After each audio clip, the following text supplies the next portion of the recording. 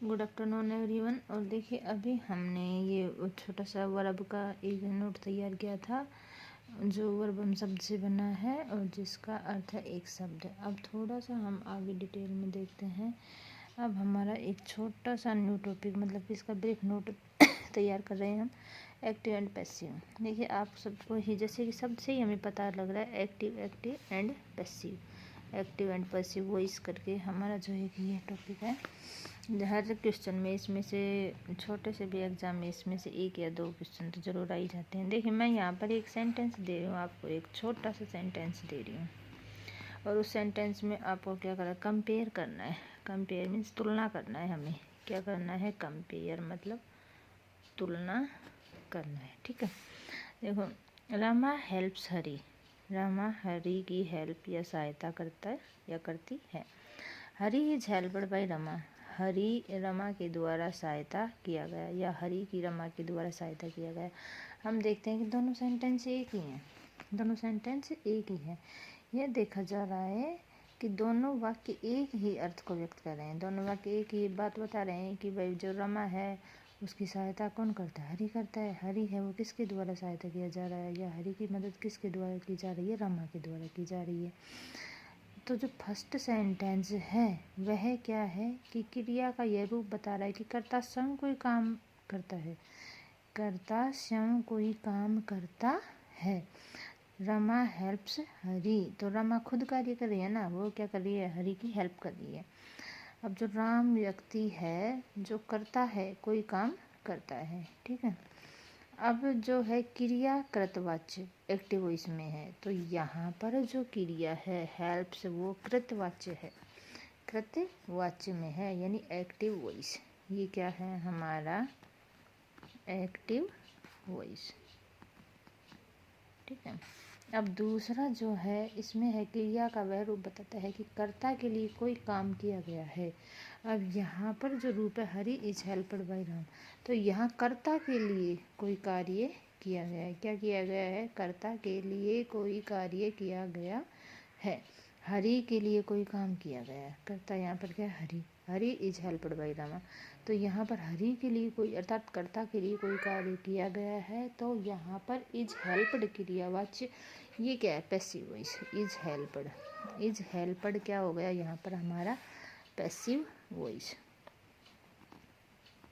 ये यहाँ पर हमारा क्या हो गया, पैसिव वॉइस। देखो हेल्प्स ये क्या हो गया, एक्टिव वॉइस, और इज हेल्प्ड कर्ता के द्वारा किया गया जो कार्य, कर्ता के लिए किया गया जो कार्य है वो क्या हो गया, पैसिव वॉइस हो गया। क्रिया तब एक्टिव वॉइस कृतवाच्य में होती है जब उसका वाक्य फर्स्ट में व्यक्त कर्ता द्वारा निर्दिष्ट व्यक्ति या वस्तु कोई काम करते हैं या दूसरे शब्दों में काम के करने वाले हैं। देखो जो काम का करने वाला है, डायरेक्ट जो काम का करने वाला है, तो यहाँ पर हो गया एक्टिव वॉइस। डायरेक्ट कोई काम का करने वाला है वह क्या बन जाएगा, एक्टिव वॉइस। ठीक है, इसे कृतवाच्य कहा जाता है। क्या कहा जाता है, कृतवाच्य कहा जाता है। क्रिया जब पैसिव वॉइस क्रम वाक्य में होती है तो उसका जो रूप सेकंड सेंटेंस में है वो क्या है, व्यक्ति या वस्तु के लिए कुछ किया गया है। यहाँ पर हरी इज हेल्प्ड बाय रमा, तो व्यक्ति या वस्तु के लिए कुछ किया गया यानी हरी के लिए कुछ किया गया है, हरी करता है और कर्ता के लिए कुछ किया गया कार्य पैसिव वॉइस बन जाएगा। क्या बन जाएगा, पैसिव वॉइस बन जाएगा। ठीक है, अब वॉइस का वह रूप है जो व्यक्त करता है कि कर्ता द्वारा किया गया जो कार्य कुछ करते हैं अथवा उनके लिए किसी दूसरे के द्वारा किया गया ही कार्य क्या होता है, वॉइस। यानी कुछ कार्य करना ही वॉइस कहलाता है। कुछ कार्य किया जाता है दूसरे के लिए, किसी दूसरे के लिए किया गया कार्य ही वॉइस कहलाता है, वाच्य कहलाता है ये। ठीक है, अब इसमें हम दो देखते हैं, एक तो क्रमवाच्य हो गया और एक कृतवाच्य।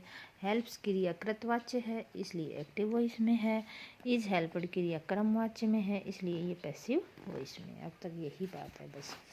दूसरा है एक्टिव वॉइस। अब हम देखते हैं, सीता लव्स सावित्री, सीता सावित्री से प्यार करती है या सीता सावित्री से प्रेम करती है।